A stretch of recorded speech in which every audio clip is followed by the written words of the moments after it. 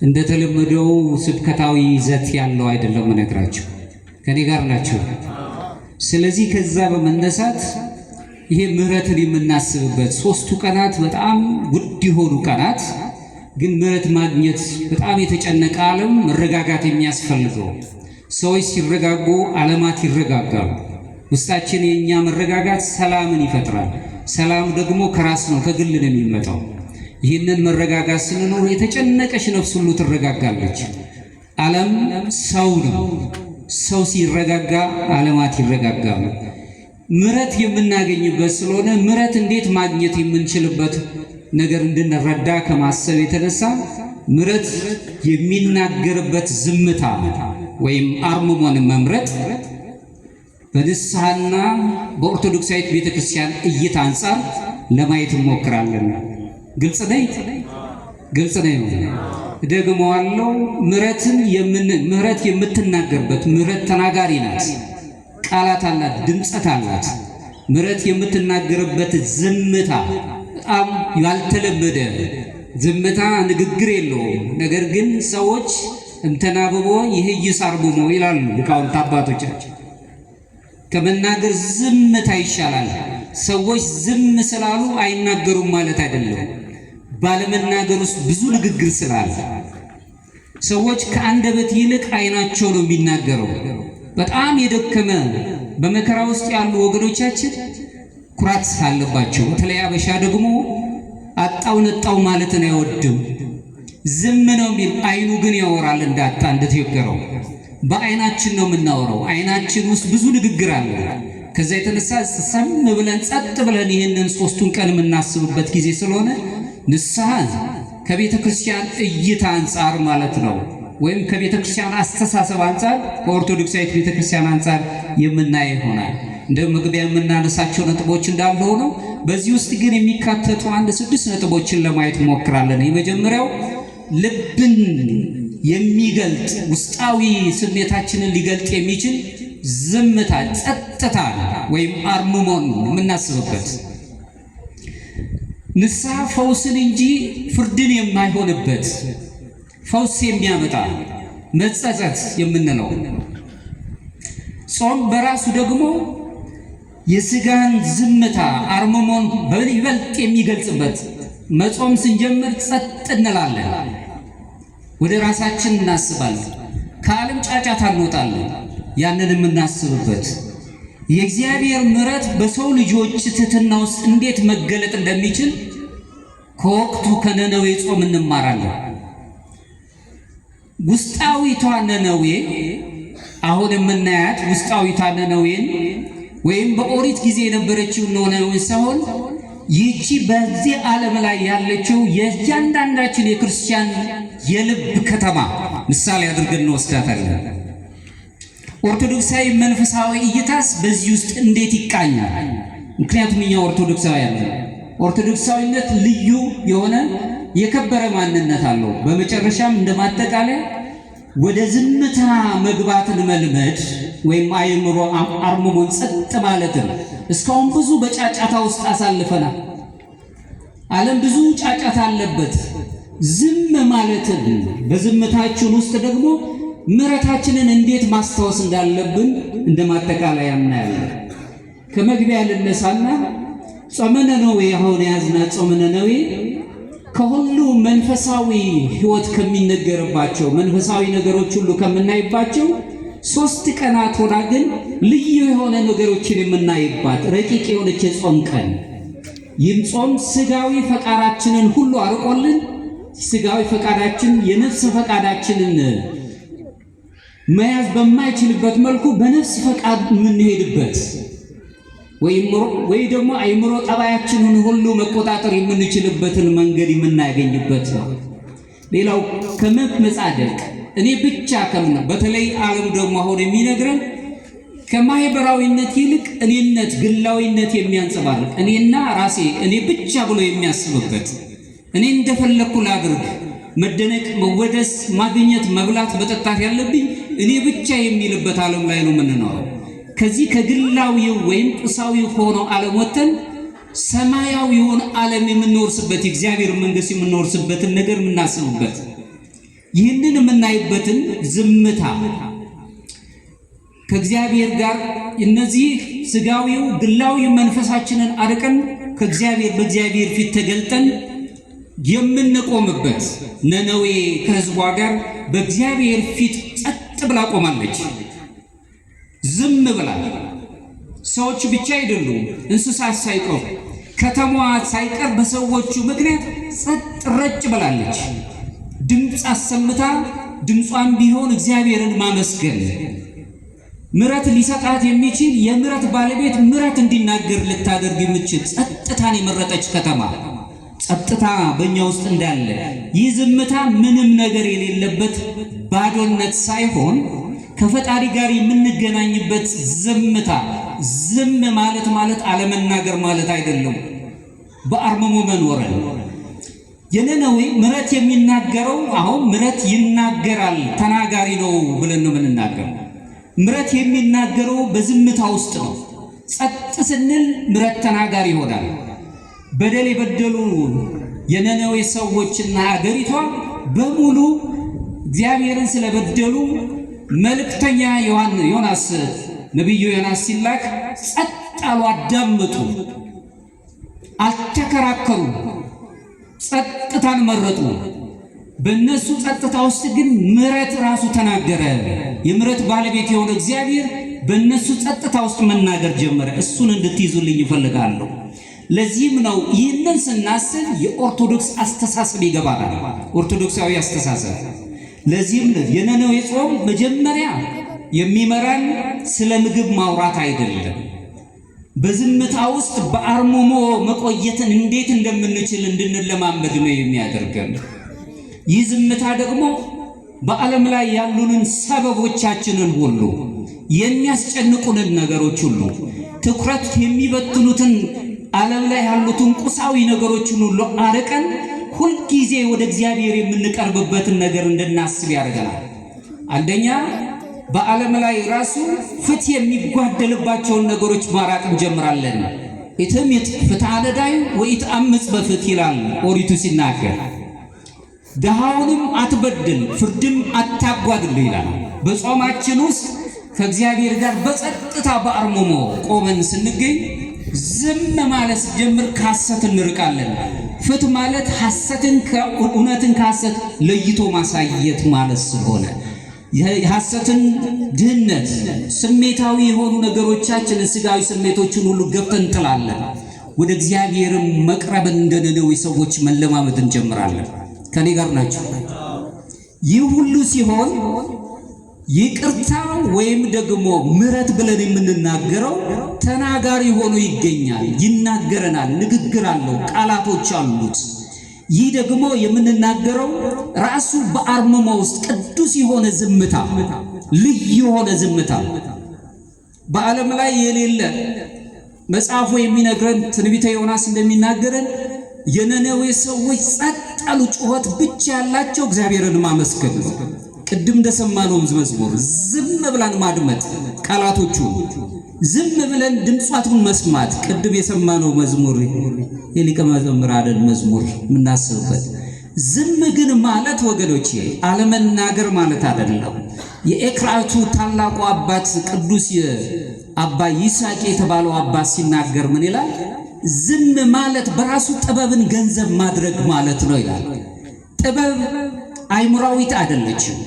ጥበብ ልብን ትመግባለች፣ ዕውቀት ግን አይምሮን ይመግባል ይሉናል ሊቃውንት። ይህ ታላቅ አባት አባ ይስሐቅ ሲናገር ምን ይላል?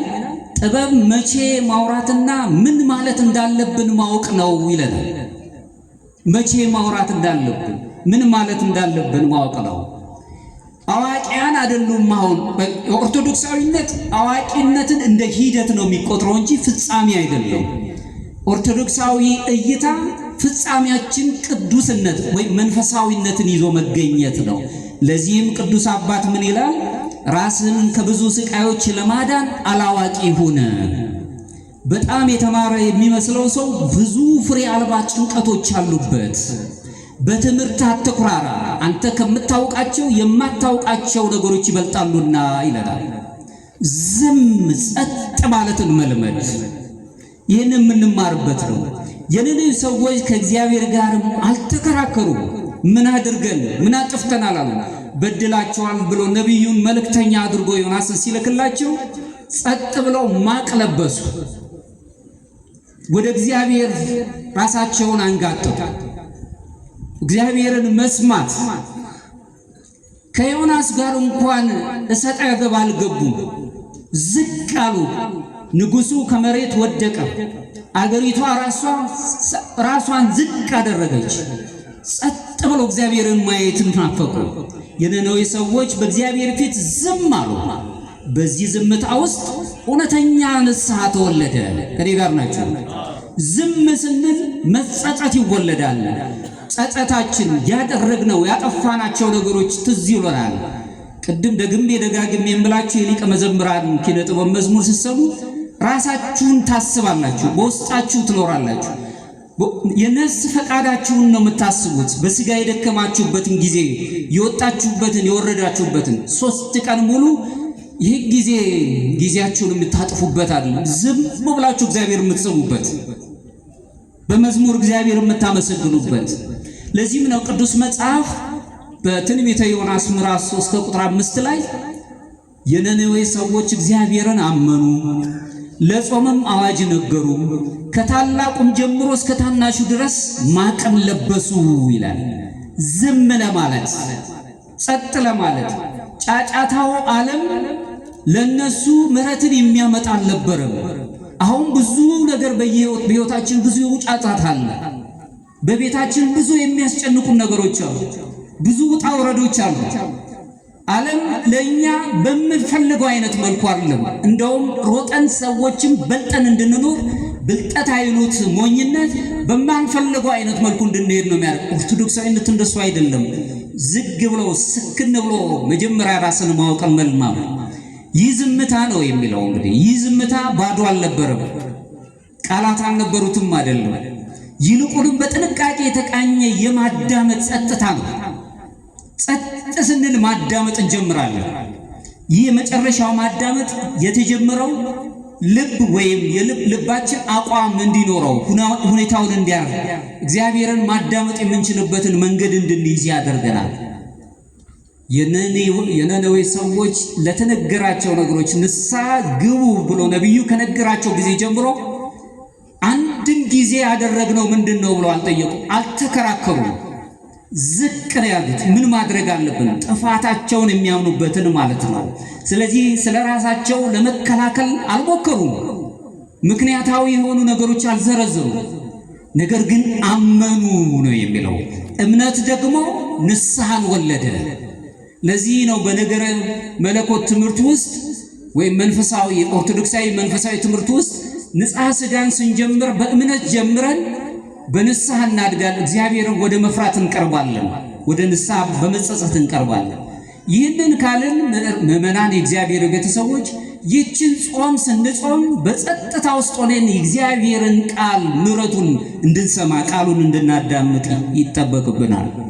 የመጀመሪያው ልብን የሚገልጥ ዝምታን አርምሞን ገንዘብ ማድረግ አለብን። ልባችን ልባዊነት ውስጣዊነትን በኦርቶዶክሳዊ መንፈሳዊ ትውፊት ውስጥ ዝምታ ወይም በግሪክኛው ሄዚኪያ የሚባለው ጸጥ ማለት ነው። በዚህ በገዳማዊ ስርዓት ውስጥ አለ ዝም ማለት ነው። በዝምታ ውስጥ ግን ልዩ የሆነ ቃላት ሳይኖሩት እግዚአብሔርን ማሰብ ኪሪየ ለይሶ እግዚኦ መሐረነ ክርስቶስ ሁልጊዜ በሕይወታችን ውስጥ የሚኖር ሁሌ ራሳችን ጥፋተኛ አድርገን የምንኖርበት ጸጥ ብለን እግዚአብሔርን የምናስብ አንቃይዶ ያለበትን ነገር ገንዘብ የምናደርግበት እንደ አማራጭ የምንይዝበት ነገር አይደለም ይሄ።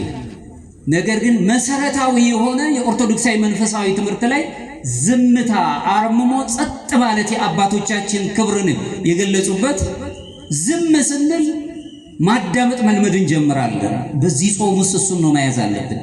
ያለ ዝምታ ንስሐ ራሱ ብቻውን ስርዓት ነው የሚሆነው።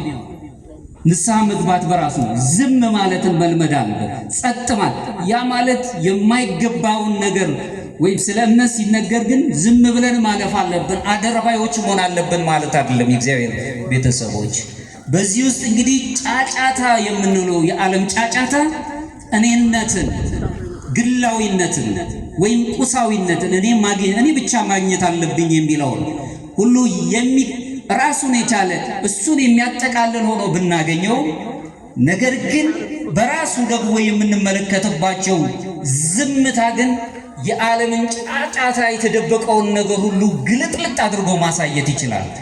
ዝም ማለት ብዙ በደል እየተበደለ የሰዎችን በደል እያዩ አልፎ መሄድ ማለት አይደለም።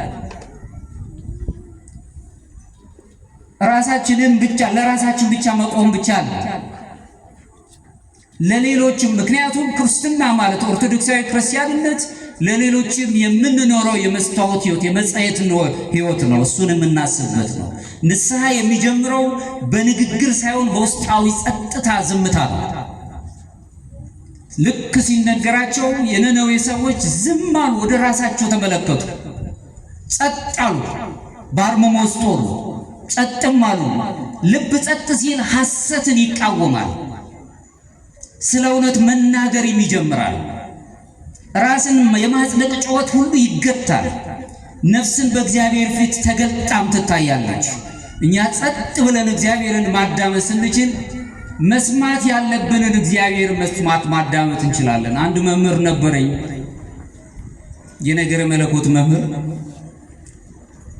በሕፃንነት ዘመኔ ሳለ ከኔ ጋር ናቸው ሁልጊዜ ስለምናገረው ከዚህ ጋር እያያዝልኛል ብዬ ስለማስብ ሁለት አረጋውያን አባቶች ወደ ቤተ መቅደስ ለጸሎት ሲገቡ አየው። አንዱ አረጋዊ ፈጥኖ ጸሎቱን ጨርሶ ወጣ። ሁለተኛው አረጋዊ ግን እጅግ ቆይቶ ጊዜ ፈጅቶ ወጣ።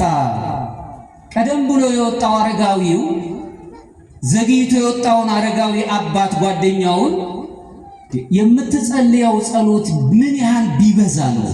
የምትፈልገው ፍላጎት ምን ያህል መጠኑ ቢበዛ ነው? ይህን ያህል ጊዜ ፈጅተህ የወጣኸው አሉ። ከኔ ጋር ነች። ይህ የተጠየቀው ጊዜ ወስዶ የወጣው አባት ምንም ጸሎት ምንም አይነት ነገር አልነበረኝም፣ የምጠይቀው ጥያቄ አልነበረም ብሎ መለሰለት። ታዲያ የሁሉ ሰዓት የሁሉ ጊዜ ለምንድን ነው የፈጀኸው አሉ። ቁጭ ብዬ እግዚአብሔርን ስመለከተው እግዚአብሔር እንዳይን ስፈቅድለት እግዚአብሔር እኔ ሲያይ እኔም እሱን ሳየው ጊዜን ጨርሼ ጊዜን ተጠቅሜ ወጣው አለው። ከኔ ጋር ናችሁ? ያቺ ናት እውነተኛ ጸሎት ንባብ ብቻ አይደለም፣ በውስጣችን ውስጥ መኖር ማለት ራሳችንን በዚህ ጸሎት በዚህ ጾም ውስጥ የምናስበው ያቺ ማለት ነው። በተለይም ጥንታዊው የሆነው አባቶቻችን ኦርቶዶክሳውያን አባቶቻችን የነገረ መለኮት ምሁራን ንጹህ ጸሎት ማለት አይምሮአዊ ትናት ነው። የአይምሮ ወይም የልብ ጸሎት ናት። አንዲት ቃል ሳይናገሩ ከእግዚአብሔር ጋር መገናኘት ማለት ነው። ዝምታችን አይደለም ቃላችንን ዝምታችንን ተመልክቶ ምሕረት የሚሰጥ አምላክ ነው። ለነነዌ ለከተማዋና ለሕዝቡ ለእንስሳቱ ለሕፃናቱ ሳይቀር ዝምታቸውን ተቀብሎ የሰማ አምላክ ኢትዮጵያንም ይሰማታል፣ እኛንም ይሰማናል። ግን የልብ እውነተኛ ዝምታን ይፈልጋል። ከዚህ ከዓለም ጫጫታ መራቅ ይጠበቅብናል። ብዙ ችግሮች ውስጥ ነው ያለነው። አባ ምን እያልክ ነው? ብዙ እኮ ዝም የሚያሰኙ ነገሮች እኮ ነው ያሉ እንላለን። አዎ ብዙ ተናግረን አልተፈታም፣ ብዙ ጮኸን አልተፈታም ነገሮች።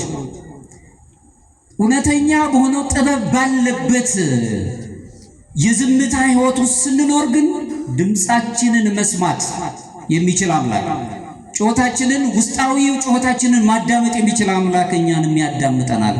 እሱን የምናይበትን ጊዜ እንወስዳለን ማለት ነው።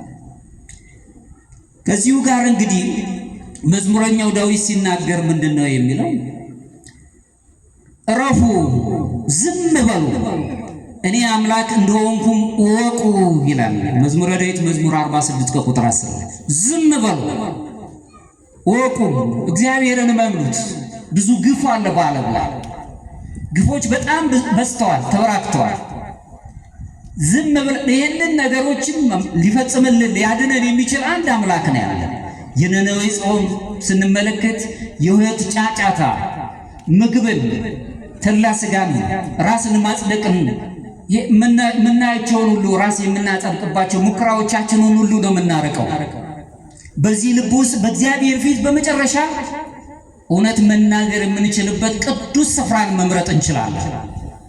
ይቺ ስፍራ ናት አሁን ዛቲ ይእዚ ሆታ ለሰማይ ዘየትታነጽ ቤተ እግዚአብሔር።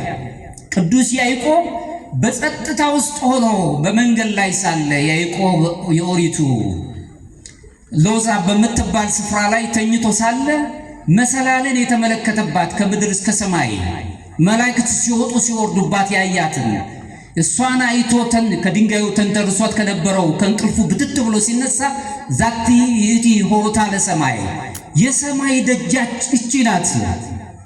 የሰማይ ደጅ ነው ያለ ነው የእግዚአብሔር ቤተሰቦች። ቤተክርስቲያን የሰማይ ደጅ ናት። ቤትኤል ነው የተባለችው የእግዚአብሔር ቤት ነው ተብላ የተገለጸችው። በዚች ቤት ስንሆን ረፍት አለ፣ ዝምታ አለ፣ ጸጥታ አለ።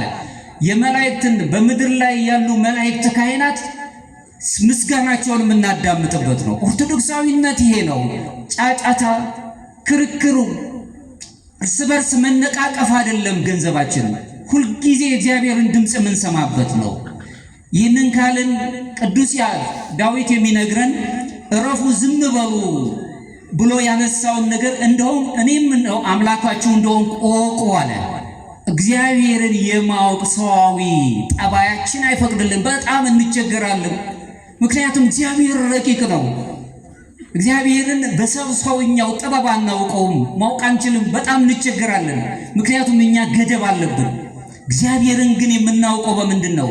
እግዚአብሔርን የምናውቀው አይምራዊ በሆነ እውቀታችን ሳይሆን ይልቁንም በህብረትና በቅርበት ላይ በተመሰረተው ጥበብ በታሸበት እውቀት፣ ጥበባዊ ነገር። ጥበብ እውቀት ምን ጊዜም አይምሮአዊት ናት፣ አይምሮን ትመግባለች። እንዲሁም ደግሞ እውቀት ብለን የምንናገረው ጥበብ ግን ለባዊት ናት፣ አሻጋሪ ናት፣ ማስተዋልን ትሰጠናለች። በዚህ ውስጥ ሆነን እግዚአብሔርን ማወቅ የምንችልበትን። ዝም ሲሉ ሰዎች ዝም ማለታቸው አላዋቂ መሆን አይደለም። ለዚህም ነው ቅዱስ ይስሐቅ ሶርያዊው ሲናገር እንዲህ ይላል፣ ዝምታ የሚወጣው የዚህን ዓለም ምስጢር ከመረዳት ነው ይላል። የዚህ ዓለምን ነገር ስንረዳ እግዚአብሔርን ማወቅ እንጀምራለን። ኦርቶዶክሳዊነት የዓለምን ነገር መረዳት አለብን። አሁን ባለንበት ብቻ አይደለም። ቃላት ግን የዚህን ዓለም መሳሪያዎች ናቸው ብሎ ነው የሚናገረን አባ ይስሐቅ፣ ቅዱስ ይስሐቅ ሶርያዊ። ዝም ማለት ስንረዳ የዚህን ዓለም ምስጢሮችን ማወቅ እንጀምራለን። ምስጢራዊ የሆኑ ነገሮች፣ የተከለሉ ነገሮች ማወቅ እንጀምራለን። ቃላቶች ግን የዚህ ዓለም መሳሪያዎች ናቸው ይላል። ነነዌ የዳነችው ለጥቂት ጊዜም ቢሆን ወደዚህ ምስጢራዊው ሕይወትን ስለተረዳች። የዚህ ዓለም ነገር ጠፊ ነው፣ ያልፋል። እኛ ግን እግዚአብሔርን የምንመስል ሰዎች ወደ እግዚአብሔር ስንሄድ ሕይወትን የምናገኝበት ሆነን እንሄዳለን። ስለዚህም ነው እንግዲህ ዝምታ ትዕቢትን ያፈራርሳል፣ ትሕትናም ነፍስን ለምሕረት ያዘጋጃታል። ትሁት ስንሆን ትህትና ማለት ዓለሙን ትሁት ስትሆኑ ሞኝ ብሎ ነው የሚገርጣት፣ ረግጦ ነው የሚያልፈው። ቤትም ይሁን ቤትም ትሁት መሆን ግን መልካምነት ነው። የትኛውም ቋንቋ ትዕቢት እንደ ዕውቀት ሆኖ አይቆጠርም። ትሁት መሆንን ነው ማየት። ትህትናን ከእግዚአብሔር ነው ያገኘነው። እሱን ማየት የምንችል በዚህ ነው። የኑሲስ ታላቅ አባት ቅዱስ ጎርጎርዮስ ሲናገር ምን ይላል? በጸጥታ የነጻች ነፍስ ራሷን በትክክል ባለችበት ማንነት ማየት ትጀምራለች። ጸጥ ስንል ነፍሳችን ራሷ ማየት ትጀምራለች። ነፍሳዊ አይናችን ብሩህ ትሆናለች። ዝም ስንል ስናዳምጥ ነገሮችን ሁሉ መቃኘት ስንጀምር ሰዎች እዛ የአርምሞ ጠባይ ላይ ስንደርስ አሁን ጾማችን በዝምታ ከሐሜት ርቀን ከክርክር ከጸብ ነገሮች ርቀን ዝም ብለን እግዚአብሔርን በውስጣችን ይዘን የምናመልክበትን ጊዜ ማየት አለን። ነነዌ ይህንን ጸጥታ በጋራ ነው የተለማመደችው። አንድ ላይ በግል አይደለም። ሁላችሁም ዛሬ እንደተሰበሰባችሁት ምዕመናን ሁሉ የነነዌ ሰዎች አገሪቷም ሳትቀር እንስሳቱ ሳይቀር ጸጥ ብለው ስለተለማመዱት እግዚአብሔር ምሕረቱ ሲናገር እንሰማለን። ዝምታ ክደትን ይገፋል፣ ትሕትና ይቅርታን መሰረት እንዲኖረው እድል ይሰጠናል። በትሕትና ውስጥ የምናለው የመጀመሪያው የምናየው ነው። ሁለተኛው በዚህ ዝም ስንል በዝምታ ውስጥ የሚወለደው ጸጸት ነው፣ ንስሐ ነው። በድያለሁ፣ እግዚአብሔርን አስቀየሚያ፣ ሰዎችን አስከፍቻለሁ። ስለዚህ ለዚህ ለሆነው ነገር እንዴት ላደርግ ይላል ቅዱስ የመጽሐፈ መነኮሳት ማር ይስሐቅ ሲናገር ምን ይላል? ንስሐ ተውበት ጸጋም ድኅረ ጸጋ። ንስሐ ማለት ይላል በልጅነት በጥምቀት ካገኘነው ሁለተኛው የልጅነት ያገኘንባትን ሁለተኛው የይቅርታ በር ናት ብሎ ነው የሚነግረን። በዛ ውስጥ እንድንኖር የሚያደርገን ነው ኦርቶዶክሳዊነት። ስለዚህ ንስሐ ፈውስ ሆና ትቀርባለች እንጂ ፈራጅ ሆና አትቀመጥም። የሚፈረድብን ንስሐ ስንገባ እግዚአብሔር ይቅር የሚለን ከሥርዓተ ቤተክርስቲያን ከምስጢራተ ቤተክርስቲያን ውስጥ የምናገኘው የኦርቶዶክስ ቤተክርስቲያን ንስሐን በስነ ልቦና የጥፋት ስሜት ብቻ የሚገለጽ ብዙ አሁን ሰዎች የሚገልጹት አለ። በስነ ልቦና ጠባይ ውስጥ ሰዎች የጥፋተኝነት ስሜት ሲሰማቸው ንስሐ ሲገቡ በስነ ልቦና ውቅር ውስጥ ብቻ የሚገለጽ ብላ አታስቡ። ወይም ደግሞ ህጋዊ ፍርሃት ወይም የፍርድ ፍርሃት ብላ የምትገልጽ አይደለችም፣ የምትረዳም አይደለችም። ይልቁንም ንስሐን ፈውስ የምትሰጥ ንጹህ የሆነች የተዛባ አእምሯችንን ሁሉ ማከም የምትችል ሂደት ያላት ናት። በብዛት ስለ ሰዎች ስናነሳ እሱ ኮሳ እኮ ብለን እናንስባለን። የተዛባ ንግግሮችን እንጀምራለን። ንስሐ ስንገባ ከዚህ ነፃ እንሆናለን። ስለ ራሳችን ነው የምናስበው፣ ስለ በደልነው በደል ነው የምናስበው። የነነዌ ሰዎች ስለላይ ራቅ ስላሉት በከተማቸው ወይም ከሀገራቸው ራቅ ስላሉት ሰዎች አይደለም የተናገሩ፣ ስለ ራሳቸው ጸጥ ብለው በደላቸውን አውቀው ወደ ንስሐቸው ነው የቀረቡት። ስለ ሌሎቹ አይደለም። እሱን ማድረግ የምንችልበት በዚህ በግሪክኛው ቃል ወይም በጽሩ ቃል ንስሐ የሚገለጸው የአእምሮ መታደስ በሚለው ነው። አእምሮ ደግሞ ራሱን የቻለ ውስጣዊ ነገር ነው። አእምሮ መታደስ ወይም ውስጣዊ የሆነውን የለውጥ አቅጣጫችንን መያዝ ማለት ነው። የበደልነውን በደል መናገር ብቻ ሳይሆን ከበደለ በኋላ ቀኖና ተሰጥቶን ራሳችንን መቀየር የምንችልበት ነው ብሎ ነው የሚያስቀምጠው። ማዕከላዊነት ኦርቶዶክሳዊ ማዕከላዊነትም ይህንን ይዞ ይሄዳል። አምላካችን መድኃኒታችን ኢየሱስ ክርስቶስም በማቴዎስ ወንጌል ምዕራፍ 12 ከቁጥር 41 ላይ ራሱ መድኃኒታችን ኢየሱስ ክርስቶስ የነነዌን ሰዎች የማይጠፋ ሕያው ምስክር ሆኖ እንደሚቀርቡ ያስረዳናል። ዛሬ በኦሪቱ ዘመን የሆነውን ታሪክ ዛሬ ለምንድን ነው በአዲስ ኪዳን ያለን ሰዎች የምናነሳው? አካልን ራሱ መድኃኒታችን ኢየሱስ ክርስቶስ ለኛ ይቅርታውን የሰጠን ለኛ ሕይወቱን አሳልፎ እሱም በመስቀል ላይ ሆኖ ድነት የሰጠን አምላካችን ሰውነታችንን ያከበረልን እሱ ደመ ግቡ አልነበረም ነው የሚለው። እኛ አዳም ከበደለ በኋላ ወደዚች ምድር ከወረድን በኋላ ግን ብዙ የሆነ ውበት አልነበረንም፣ የነፍስ መጨማደድ ነበረብን። ነገር ግን ከዛ በኋላ ግን ክርስቶስ በመስቀል ላይ ሆኖ ደሙን አፍስሶ ውበታችንን መለሰልን። የእግዚአብሔር ልጅነት የምናገኝበትን ምስጢር በዛው የምናገኝበት ነው። ስለዚህ የነነዌን ሰዎች እንደ ምስጢራዊ በሆነ ይኸው ምስክርነት አድርጎ ሲቆጥራቸው እንሰማለን። የነነዌ ሰዎች በፍርድ ቀን ከዚህ ትውልድ ተነስተው ለዚህ ትውልድ ተነስተው ይፈርዱበታል። በዮናስ ስብከት ንስሐ ገብተዋልና የማቴዎስ ወንጌል ምዕራፍ 12 ከቁጥር 41 በዮናስ ስብከቱን ሳይከራከሩ ሳይቃወሙ ተጸጽተዋልና በዚህ ምድር ላይ በኋላ ጊዜ ተነስተው ፍርድን የሚናገሩ ምስክር የሚሆኑ ይሆናል ብሏል ቅዱስ ዮሐንስ አፈወርቅ። በአምስተኛው ክፍለ ዘመን የነበረው አባታችን የንስሐን በገለጸበት ድርሳኑ ላይ ሲናገር ምን ይላል? ንስሐ ሰማያትን ይከፍታል፣ ለሰው ረቂቅ የሆነውን ነገር ገልጦ ማሳየት ይችላል። ኃጢአትን ያቀላል፣ ያስተሰርያል፣ አጋንንትንም ድል ያደርጋል፣ ከእግዚአብሔር ጋር ያለንን ወዳጅነትንም ሁሉ ያድሳል ይላል። የበደልነውን በደል ሁሉ ይቅር ብሎ ከእግዚአብሔር ጋር ያለንን ህብረት የሱታፊ አምላክ ወይም ቴዎሲስ የምንለውን ከእግዚአብሔርን መምሰል አማልክት ዘበጸጋ የሚያሰኝንን ህይወት መስጠት ይችላል። ቅዱስ ዮሐንስ አፈወርቅ እዚሁ ላይ እንደገና መልሶ ይላል ንስሐ ማለት ከኃጢአት መከልከል ብቻ አይደለም፣ ነገር ግን አይምሮን በመለወጥ በፍጹም ልብ ወደ እግዚአብሔር መመለስን ይመለከታል። ወደ እግዚአብሔር ተመለሱ። ወደ ዓለም ጫጫታ ሳይሆን ከዓለም ጫጫታ ከወጣችሁ ወደ እግዚአብሔር ተመለሱ። ዝም ብለን መመለስ። እግዚአብሔር ቸር ነው። ይህ ሀብት አለው፣ ይህ ድህነት አለው ብሎ አይልም። ሁሉንም በእኩልነት የሚያይ እግዚአብሔር ቸር የሆነ አምላክ ነው። ይህንን ያደርጋል ይለናል። ይህ የሚያስተምረን ንስሐ ተስፋ መቁረጥ የሌለበት መሆኑን በተስፋ የተሞላ እውነታን መቀበል እንዴት እንደምንችል ነው።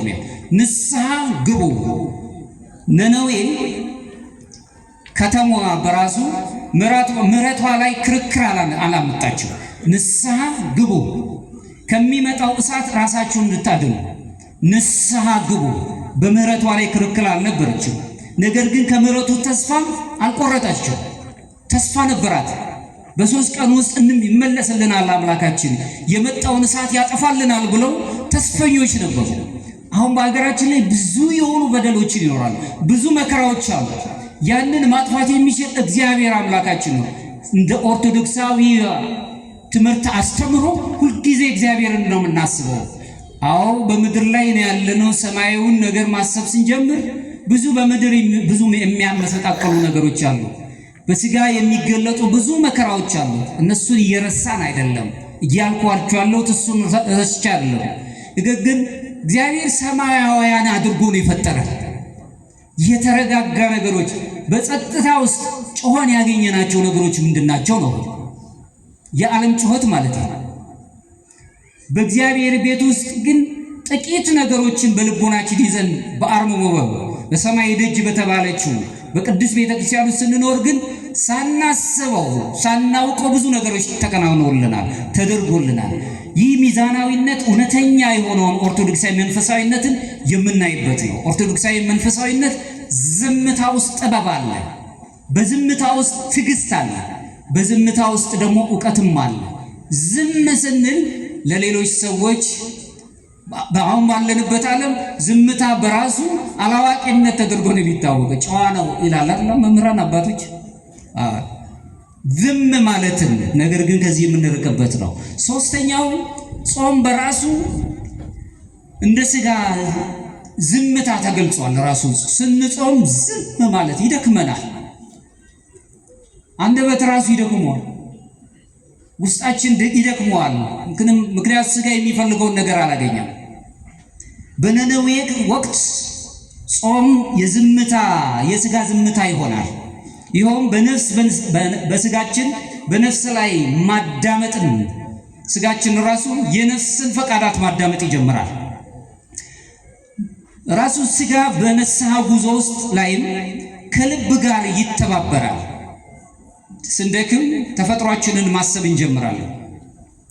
ጸጥ ስንል አሁን ማየት የምንፈልጋቸው ነገሮች ውጣ ውረድ ያለበት የዓለም ጫጫታን አይደለም፣ ከእግዚአብሔር ጋር የሚያገናኘንን ነው።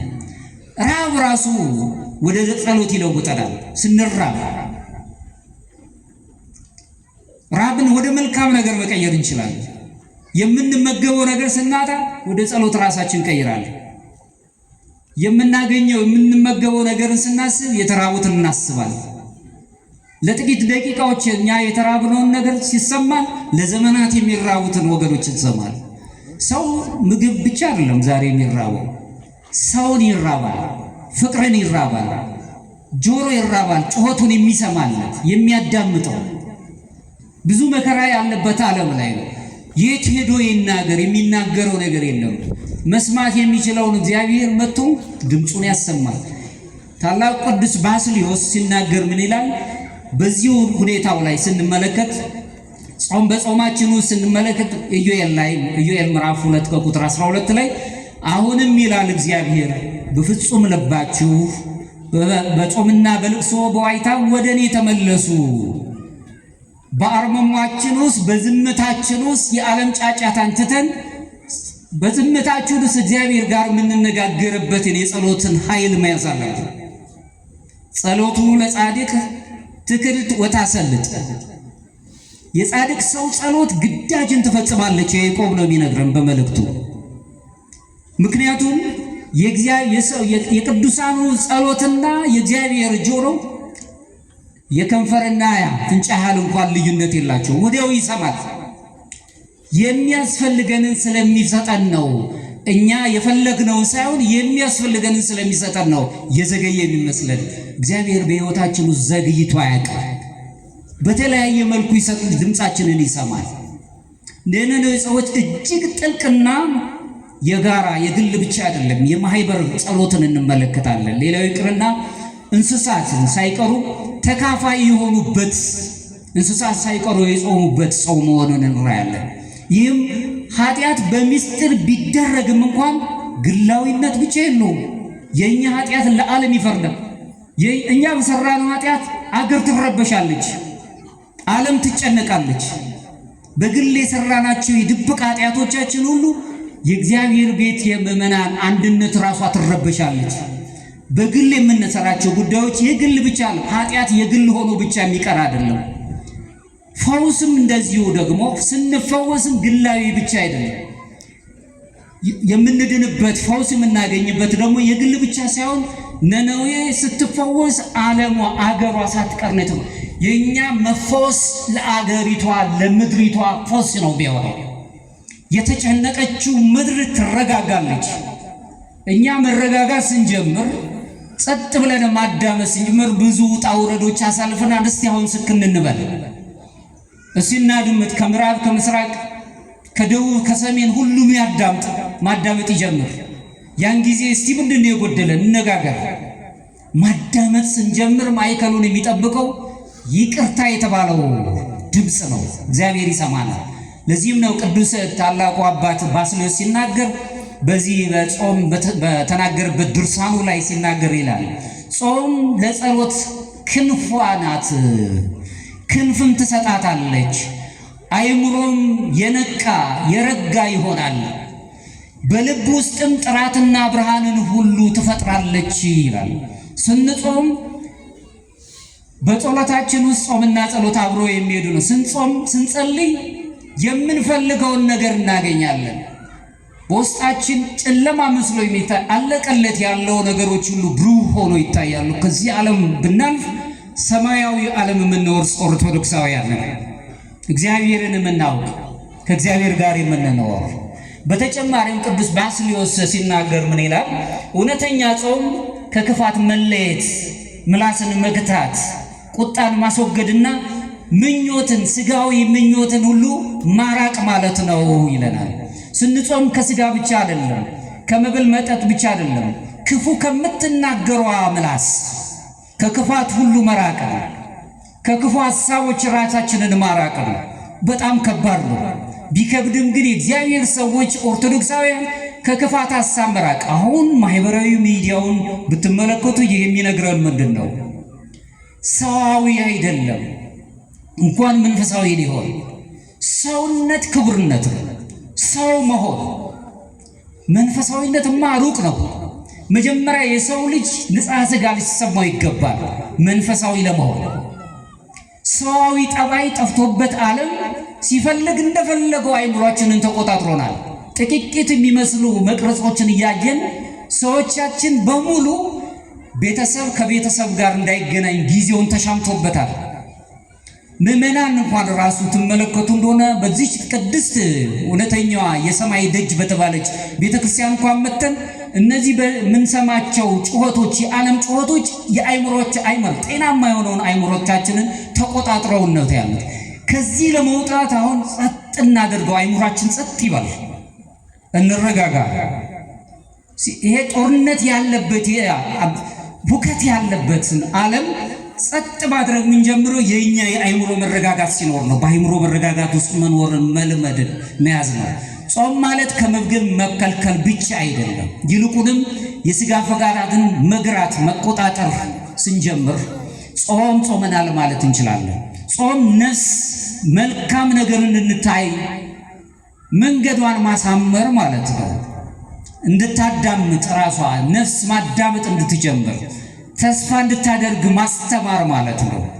በጾም አማካኝነት ኦርቶዶክሳዊ መንፈሳዊ እይታ ወይም አስተሳሰብ በእግዚአብሔር ፊት በትዕግስት መቆምን እንድንማር ይሰጠናል።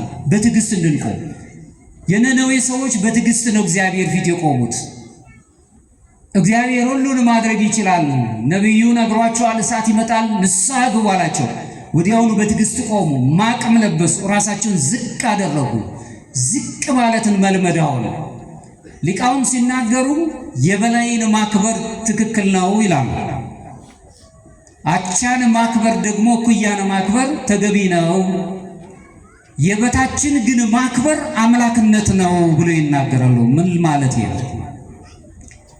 ዝቅ ብሎ ያሉትን ሐዋርያትን ቀራጭ የነበሩትን ሁሉ ሰብስቦ ያመጣ ትሕትና የትሕትና ባለቤት ሆኖ ለዓለሙ ትዕቢት ለተሰማው ዓለም ትሕትናን ያስተማረ አምላካችን ኢየሱስ ክርስቶስ እግራቸውን ዝቅ ብሎ ነው ያጠበው። ከሱ ነው ትሕትናን የተማርነው። በዚህ ጾም ውስጥ ራሳችንን ዝቅ ማድረግ የምንችልበትን ሕይወት ማየት እንችልበት።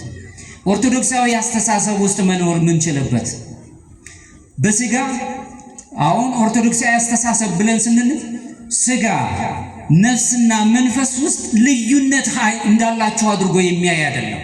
በአንድነት የሚገለጽ ሆኖ ነው የምናያቸው። ተስለስታዊነት ስጋ ሲጾም ነፍስ ታዳምጣለች፣ መንፈስም ትበረታለች። ስጋ በሚጾምበት ጊዜ ነፍስ በራሷ ማለት ነው ማዳመጥ ጀምራለች። ነፍሳችን ደግሞ ብርታት እያገኘች ትሄዳለች እንጂ ጾማችን ቀጠና አይደለም። ከምግብ እንድንርቅ ብቻ ይሄዳል። ይሄ አይደለም ጾማችን። ስጋ ከስጋው አንደበታችን ክፉ ከመናገር ስንቆጠብ ነፍስ በራሷ ማዳመጥ ትጀምራለች። መንፈሳችን ደግሞ ብሩህ ብርታትን ታገኛለች። ይህን የምናይበት ነው። ሌላው ይቅርና ሆድ ጸጥ ሲል ልብ ደግሞ በራሱ የእግዚአብሔርን ድምፅ መስማት ይጀምራል። የምንመገበው ነገር የምናወራው ሰዎችን አንስተን የምንጥልበት መንገድ ሁሉ ሲርቅ ያን ጊዜ ሆዳችን ጸጥ ባለበት ሰዓት ልብ በራሷ ማለት ነው የእግዚአብሔርን ድምፅ ወይም ምሕረት የተባለውን ነገር መስማት ትጀምራለች። ነነዌ ይህን ድምፅ ነው ያገኙት። ከ3 ቀን በኋላ ያገኙት ይህንን ምሕረት ነው። አራተኛው የእግዚአብሔር ምሕረት በሰው ልጆች ትሕትና ውስጥ እንዴት ይገለጣል? ነነዌ ዝቅ ስትል ከከተማዋ ጋር እንስሳቱ ሳይቀሩ ሕፃናቱ ሳይቀሩ ዝቅ ብለው እግዚአብሔርን ሲጠባበቁ በትሕትና እግዚአብሔር በምሕረት ተናገራቸው። የእግዚአብሔር ምሕረት ንግግር ሆኗቸዋል። ይህን የምናይበት ነው። በቅዱስ መጽሐፍ ላይ የምናየው ዮሐንስ የትንቢተ ዮናስ ምዕራፍ 3 ከቁጥር 10 ላይ እግዚአብሔር ስራቸውንም አየ፣ ዝም ማለታቸውን፣ ጸጥ ማለታቸውን፣ ንስሐቸውን፣ በጸጥታቸው ውስጥ ያለውን ፍጹም ጸሎታቸውን አየ። እግዚአብሔርም ሊያደርገው ሊያከናውነው ካሰበው መከራ ሁሉ ይላል ራሱ መከራ ሁሉ ተመለሰ። ይህ የሚያስረዳን እግዚአብሔር በባህሪው የሚለዋወጥ አይደለም። ነገረ መለኮት ትምህርት ነው። እግዚአብሔር በባህሪው የሚለዋወጥ አይደለም። ነገር ግን የሰው ልጅ በንስሐ ሲመለስ ከአምላኩ ጋር የሚኖረውን ትክክለኛ ግንኙነት እንዴት ማደስ እንደሚችል ከነነዌ ሰዎች ታሪክ መማር እንችላለን። እሳት ይበላቸዋል፣ ንስሐ ግቡ አላቸው። በንስሐ ሲመለሱ ከእግዚአብሔር ጋር የነበራቸው ጸብ፣ ክርክር ርቆ ከእሱ ጋር ያላቸው ግንኙነት እንዴት እንደታደሰ ማየት እንችላለን። ብዙ የጎደለብን ብዙ ነገር ያጣነው ነገር ይኖራል። እግዚአብሔር በዚህ ባጣነው ነገር እንዲጎበኘን በምሕረት እንዲወስደን ጸጥ ብለን እግዚአብሔርን መከተል ስንጀምር እንደ ነነዌ ሰዎች ማለት ነው እግዚአብሔር በምሕረት ይገለጽልናል። ይህ ማለት የምንገልጸው ነገር። ሌላው ቅዱስ ኤፍሬም ሶርያዊው ሲናገር ምን ይላል? በቅኔያዊው አገላለጹ ላይ ምክንያቱም ቤተክርስቲያን ኦርቶዶክሳዊነት ሐዋርያን አበውን ትውፊት የምትቀበልናት የነገረ መለኮት ትምህርቷ ራሱ ሐዋርያን አበውን የምትከተልናት። ስለዚህም ነው እንግዲህ በቅኔያዊው አገላለጹ ላይ ቅዱስ ኤፍሬም ሶርያዊ ሲጻፍ ምን ይላል? ንስሐ ስትመጣ ፍርድ ገለል ይላል። ንስሐ ስትመጣ ፍርድ ገለል ይላል። እሳቱ እንደቆመ ንስሐ ሲገቡ እሳቱ ቆመ። የነነዌ ሰዎች እንባ ሲናገርም ቁጣ ወደ ኋላ ይመለሳል። በእንባቸው እግዚአብሔርን ሲጸልዩ ሲለምኑት የኛ እንባውን ያንን ማድረግ ይችላል ወይ ነው የእግዚአብሔር ቤተሰቦች። ቁጣው ራሱ በእንባቸው ዞር ይላል ብሎ ይነግረናል። እዚህ ላይ የምንመለከተው ኦርቶዶክሳዊ እይታው በኦርቶዶክሳዊ እይታ ትንታኔ ውስጥ የምናየው ምንድነው? እግዚአብሔር ጨካኝ አለመሆኑን ነው። ስንመለስ ይቅር የሚለን አምላክ። ሰዎች እንኳን ከሰው ጋር ሲጣሉ ይቅር ብያለሁ ይላል። ግን አንዳንድ ጊዜ ወጋ ቢረሳ እንዲህ አይነት አባባሎች አሉ። እግዚአብሔር ጋር ይቅር ሲል ፍጹም ነው ይቅር የሚለን። ወደ ኋላ መመለስ የለም። እኛ እስካልበደልን ድረስ እግዚአብሔርን ይቅር እንዲለን የሚያደርግ ይህንን የምናይበት እግዚአብሔር ጨካኝ አይደለም። ንስሐ በራሱ እግዚአብሔርን የምናይበት ልዩ የሆነ መነጽርም ነው። እግዚአብሔርን የምናይበት ነው አለን እንጂ በንስሐችን ግን እግዚአብሔርን የምንቆጣጠርበት አይደለም። ንስሐ ገብቻለሁ ይህን ስጠን የምንልበት አይደለም። ፍጹም ንስሐ በንስሐው ስንጸጸትና በንስሐ ስንኖር እግዚአብሔር ራሱ ድምፅ ሳያሰማ ይቅርታውን ነው የሚሰጠን። በራሱ በምሕረቱ ተናጋሪ ይሆናል። ይህን የምናይበት ነው። በዚህ ውስጥ እንግዲህ ኤፍሬም ሶርያዊው የሚነግረን ይኸው ከሆነ መልሶ አሁንም በዚህ የንስሐ መዝሙሩ ላይ ቅዱስ ኤፍሬም ሶርያዊ ምን ይላል? ነነዌ ጾመች፣ ምሕረትንም በላይዋ ላይ ፈሰሰ፣ ማቅም ለበሰች፣ በርኅራኄም ተጎናጸፈች ይላል። ነነዌ ጾመች፣ እግዚአብሔር ራሱ ምሕረትን በላይዋ ላይ ፈሰሰ። ከእሳት ይልቅ እግዚአብሔር ምሕረት፣ ነገር ግን ምልክቱን አሳያቸው። ታሪኩን እናንተ ታውቁታላችሁ። ምልክት አሳያቸው።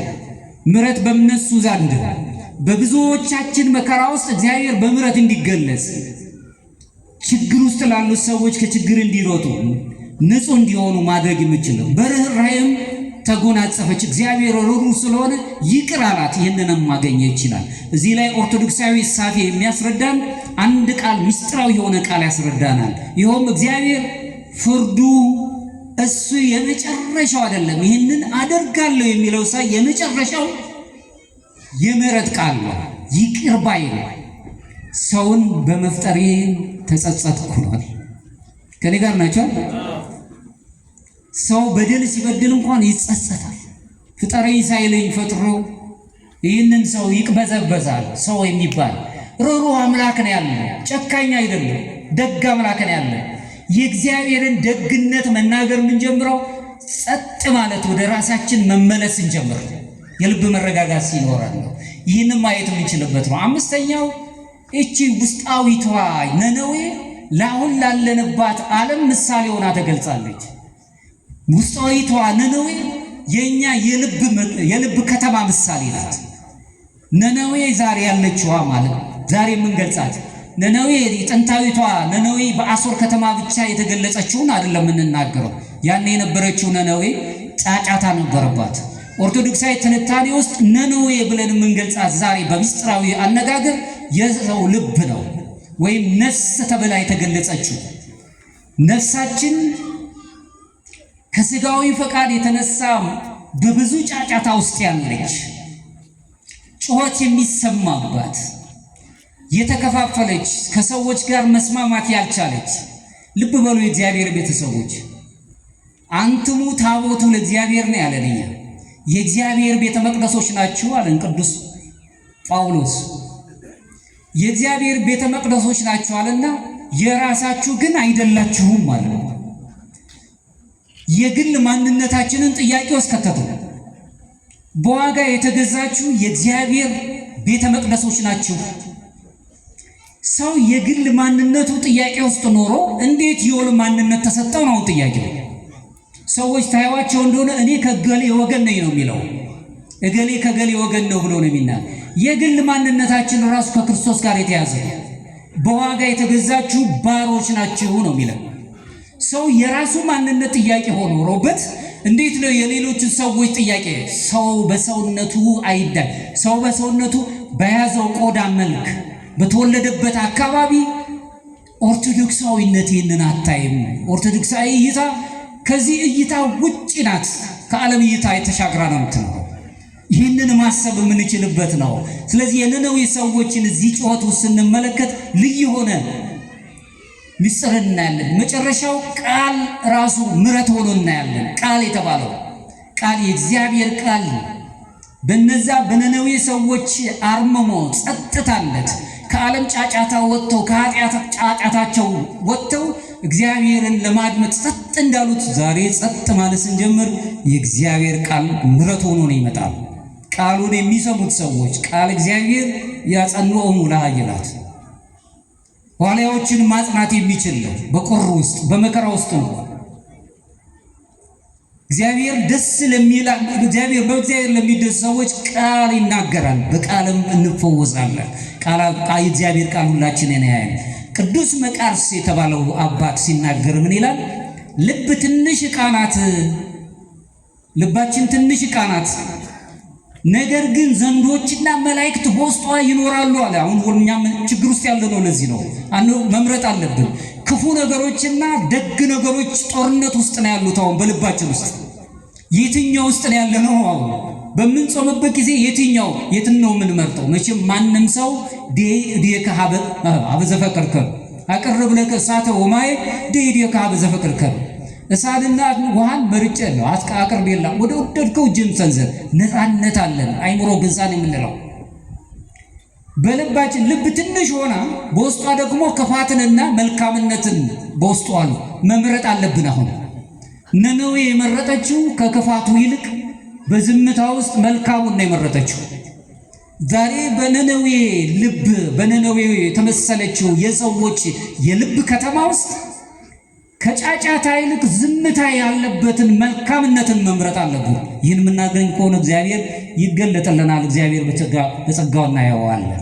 ቅዱስ መቃርስ የሚያስረዳን ይህ ነው። የነነዌ ጾም ወደ ልባችን እንድንመለከት በውስጡ ካለው ትርምስ ልባችን ውስጥ አሁን ብዙ ትርምስ ነው ያለው። አሁን እንኳን እዚህ ተቀምጠን ብዙ ነገሮች አሉ። ዓለም የሚነግረን ብዙ ጫጫታዎች አሉ። ብዙ መልእክቶች አሉት። ዓለም በብዙ ነገር ውስጥ ነው ያለነው። በራሳችን ተጠያቂ የምንኖርበትን ነገር ስለ ራሳችን ብቻ ማሰባለን። እኛ ደህና ስንሆን ሌሎችም ደህና ይሆናሉ። ሰዎች አይምሯቸው ደህና ሲሆን መላ አካላቸው ደህና ይሆናል። ስለዚህ እሱን ማሰብ የምንችልበት ነው። ልባችን በውስጥ ካለው ትርምስ ጋር ይጋፈጣል። በራሱን የቻለ ውጣ ውረድ አለብን። እንታገላለን። ዝምታ ፍርድ ሲሆን ንስሐ ደግሞ መንጽሔ ነው። ራሱ ያነጻናል። ምሕረት ደግሞ ለእኛ ለሁላችንም ለነነዌ ሰዎች ብርሃን እንደሆናቸው ለእኛም ብሩህ እንድንሆን ብርሃንን የሚሰጠን ነው። ስለዚህ ከፍርድ ነፃ መሆን የምንችለው ነነዌ ሰዎች እግዚአብሔርን ቃል በነቢዩ አማካኝነት እንደሰሙት ቃሉን ሰምተን የምንቆይ ከሆነ አሁን ልባችን ላይ ያለውን የጫጫታውን የጨለማውን ዓለም ርቀን እግዚአብሔርን ማዳመጥ ብሩህ የሆነውን ነገር መስማት ብሩህ የሆነውን ወይም ደግሞ ብርሃን ማግኘት ብቻ ሳይሆን ብርሃናውያን እንሆናለን። ለዚህ ነው በ13ኛው ክፍለ ዘመን የተነሳው ታላቁ ሳይመን ኒው ቴዎሎጂያን የተባለው አባት ሲናገር የእግዚአብሔር ሰዎች በተለይም ክርስቲያኖች በኋላ ጊዜ ከመለኮታዊ ብርሃን ጋር ይዋሃዳሉ በማለት ይነግራል። ሱታፊ አምላክን ማግኘት ይጀምራሉ። እናንተ የዓለም ብርሃን ናችሁ። የማቴዎስ ወንጌል ምዕራፍ 5 ላይ ነው። ብርሃናውያን ነው የምንሆነው። የብርሃን አምላክ ልጆች ነው የምንሆነው። ስለዚህ በጸጥታው ዓለም ላይ ነው መኖር ያለብን እንጂ ጫጫታው እኛን የሚገልጸን አይደለም። ኦርቶዶክሳውያን ነን። በኦርቶዶክሳዊነት እየወጣን በተለያዩ መልኩ ብዙ የጫጫታ መንገድ አዘጋጅተውልናል። ራሳችንን በማናውቀው የሚያውቁት አባቶችማ የሚያውቁ ፍሬ ያላት ዛፍ ዝቅ ነው የምትለው አታያቸዋላችሁ። የተለያዩ እኛ በምታዩት ልጆች ወጣቶች የሚጠቀሙት የማህበራዊ ሚዲያ ላይ አታገኟቸው። ጸጥ ነው መልሳቸው። በጸጥታ ውስጥ ነው ያለው። አይናገሩም ማለት አይደለም፣ ይናገራሉ። ቦታ አላቸው። ቦታ መምረጥን ይወዳሉ። ቦታቸው ውስጥ ነው ያሉት። የነነዌ ጾም አንድ ልብ ስቅጥጥ የሚያደርግ ነገርን እናያለን። ይጠይቀናል ራሱ። ነነዌ ንስሐ ከገባች እኛስ ከኔ ጋር ናቸው። ነነዌ ንስሐ ከገባች ጸጥ ብላ በአርምሞ በትዕግስት ዛሬ በዚህ ዘመን ላይ ያለን ሰዎች እኛስ? የነነዌ ከተማ የታሪክ ትውስታ አይደለም። ታሪካዊ የሆኑ ነገሮች እየነገርናችሁ እንድንሄድ አይደለም። በግርግር በጫጫታና በራስ ፈቃድ የተሞላችው ውስጣዊቷ ነነዌ የነፍስ ከተማችን እኛ የምናያት አሁን ነፍሳችን በስጋዊ ፈቃድ ምክንያት ጭንቀት ውስጥ ነው ያለችው፣ ጫጫታ ውስጥ ነው ያለችው። ከዚህ ጫጫታ የምንወጣባት ምሳሌ ሆና የተገኘች ናት። ይህም ማለት ራሳችንን እንድንመረምር እድል ይሰጠናል። ጾሙን እንጾማለን ስንል አሁን ራሳችንን ማዳመጥ አለብን። የነነዌ ሰዎች በዚህ ዳኑ። ታሪኩን ብቻ በታሪክነት ይዘን መሄድ የለም። ዛሬስ እኛ በምን አይነት መልኩ ነው የምንጾመው የምንጸልየው? አሁንም መክሲሞስ የተባለው በ7ኛው ክፍለ ዘመን የተነሳው የነገር መለኮት ምሁር ምን ይላል? ራስን የሚያውቅ ድካሙን ያውቃል፣ የደከመበትን። ሰው ራስን ወቅ ማለት ውስጣዊ ድካምህንም ተረዳም። ብርታት የት ጋር ነው ያለው? መውደቅ የት ጋር ነው? መነሳት የት ጋር ነው ያለው? ድካሙን ያወቀ ደግሞ የምሕረት በርን አግኝቷል ይላል። ራሱን የሚያውቅ ሰው ነነዌ ሕዝቧና ከተማዋ እንስሳቱ ሕፃናቱ ሳይቀር ራሳቸውን አወቁ፣ የምሕረት በርንም አወቁ፣ አገኙ። ምሕረትም ተናጋሪ ሆነ፣ ድምፅም ሰሙ። እግዚአብሔርም ከመዓቱ ተመለሰ። በምድራችን ላይ በዚች ቅድስት በተባለችው ሀገራችን ላይ ምሕረት እንዲመጣና እግዚአብሔር እንዲጎበኘን እንደ ነነዌ ሰዎች ጸጥታን አርምሞስ ዝምታ ውስጥ ያለ እግዚአብሔር ጋር ያለ ልዩ ንግግር ገንዘብ አድርገን ወደ እግዚአብሔር መቅረብ የምንችልበት ከሆነ ለአገሪቷ ለምድሪቷም ለዚች ቅድስት ምድር እና ለሕዝቡ ለተጨነቀው ይሄ አዲሱ ለሆነው ፍጥረት የይቅርታ በርን ማሳየት እንጀምራለን። ለእኛ ብቻ ሳይሆን ይሄንን ነው የሚያነሳ። ራስን ለማወቅ ዝምታ አስፈላጊ ነው። ሰው ዝም ማለት ሲጀምር ቅድም ዝማሬውን ሰምታችኋል። ከዚህ በኋላ እንሰማለን፣ እናደምጣለን። ዝማሬውን ስንሰማ ጸጥ ወደ ራሳችን የሚያስታውሰን ነገር አለ። ልጅነቱን ሊያስታውሰናል። ተሳስቻለሁ ወይ? ከኔ ጋር ናችሁ ወይ? የቤተ ክርስቲያንን ዝማሬ መዝሙር ስንሰማ ብዙ ነገር እናስታውሳለን። መውደቃችንን፣ መነሳታችን ሁሉ እናስባለን። ዝማሬዎች ሁላችን በእጥፍ የምናመሰግንበትን ነገሮች ሁሉ እናስባለን። ጸጥ ማለት እንለምዳለን። ዝም ማለት ዓለም እኮ ዝም አላለም። ዝም በማለት ህይወት ውስጥ አሁን ዝም ስንል ደግሞ ዝም ማለት የማይፈልጉ አሉ፣ አመተው ያጠቁናል ብለን ነው የምናስበው። ሰዎች ተናገርን፣ ጮት ተሰማ፣ ግን መልስ የለም። አሁንም ስቃይ አልቀረም፣ መከራ መጨነቅ አልቀረም። እስቲ ደግሞ ዝም ብለን ጮታችንን ለእግዚአብሔር እናሰማው። እንደነነዌ ሰዎች ማለት ይህንን ማድረግ የምንችልበት ነገር ራስን ማወቅ ዝምታ ያስፈልገዋል። በዚህ ዝምታ ውስጥ ደግሞ ኦርቶዶክሳዊ መንፈሳዊ እይታነት ይቃኛል። ይኸውም ዓለምን በትዕቢት ወይም በፍርሃት ሳይሆን በትህትናና በእግዚአብሔር ርኅራኄ ላይ የተማመነ የሆነ ልዩ እይታ እንዳለው መረዳት እንችላለን። እግዚአብሔር ትዕቢት አይፈልግም። እግዚአብሔር ዝቅ ያለ ልብ ነው የሚፈልገው። መስዋዕቱ ለእግዚአብሔር መንፈስ የዋህ ነው የሚለው ዝቅ ያለ ልብ ነው የሚፈልገው። ደግ ልብ፣ ይሄ በቃላት የተሸነገለውን ሳይሆን እውነተኛው። እርግጥ ነው ዓለሙን ትሁት ስትሆኑት ይረግጣችሁ ይፈልጋል። ነገር ግን ሁሌ የእግዚአብሔር ሰዎች ኦርቶዶክሳውያን ትሁታን ነው መሆን ያለው። ሰዎች በተናገሩት ነገር ለነሱ መልስ በመስጠት መረጋጋታችንን ማሰረቅ የለብንም፣ መሸርበር የለብንም። በተጨማሪም ማክሲሞስ የተባለው ይሄ የነገር መለኮት ምሁር ምን ይላል? ራስን ማወቅ የድህነት መጀመሪያ ነው ይላል። ራሱን የሚያውቅ ሰው ለድህነቱ ወይም ለይቅርታው በር እያገኘ ነው። ነነዌ ራሷን አወቀች። ከተማዋ፣ ህዝቡ፣ የእግዚአብሔር ሰዎች፣ ሕፃናት፣ እንስሳቱ ሳይቀሩ ራሳቸውን አወቁ። የድነት በርም አዎ በድለናል ብለው እውቀት ማለት የበደልከውን ነገር በድያለሁ ብሎ ማስቀመጥ ማለት ነው። ስለዚህም ራስ ወይም ደግሞ ራስን በታማኝነት ማወቅ ማለት ከቀደመው ምሕረት በፊት መቆምን መልመድ ማለት ነው።